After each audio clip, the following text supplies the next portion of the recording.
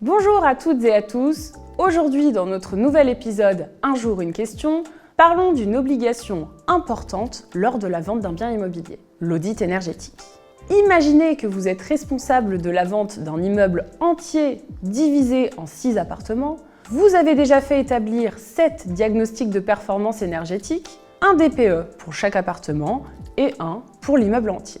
La majorité des logements ainsi que l'immeuble lui-même sont classés E. Seul un appartement est classé F. Vous vous demandez alors, devez-vous établir un audit énergétique pour cet appartement classé F? La réponse se trouve dans le Code de la construction et de l'habitation, article L126-28.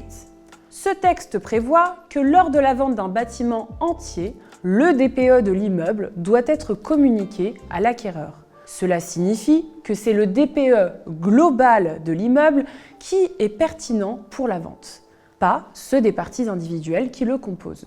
Une telle obligation fait écho avec l'obligation précontractuelle d'information posée à l'article 1112-1 du Code civil.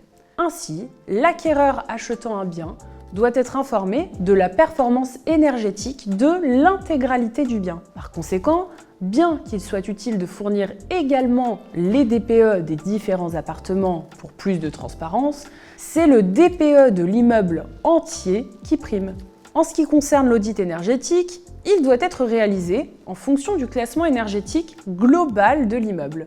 Donc même si un appartement est classé F, tant que l'immeuble entier est classé E, il n'y a pas d'obligation d'établir un audit énergétique. Je vous résume. Pour votre immeuble classé E, il n'est pas nécessaire de faire un audit énergétique, même si l'un des appartements est classé F. Ce qui compte, c'est la performance énergétique de l'immeuble dans son ensemble.